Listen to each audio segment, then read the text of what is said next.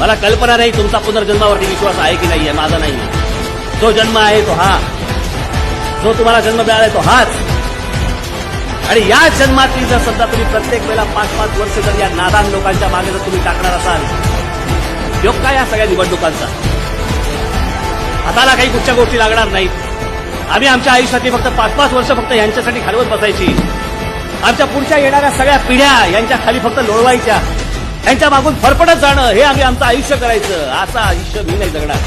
तुमच्या मनगटात जर ताकद असेल, यांना सगळ्यांना हटवून द्यायची इच्छा असेल, तर तुमच्या मनामधला आत्मसन्मान जर जागा असेल, तरच हा राजकारण कशी बोलतो. दिल्लीवरनं येणारी माणसं कशी असतात, त्यांच्या बरोबर डोक्यामध्ये पक्क असतं. याला काय विचारायचंय, ते एकच घेऊन बसलेत, परप्रांतातल्या लोकांना तुम्ही का मारता?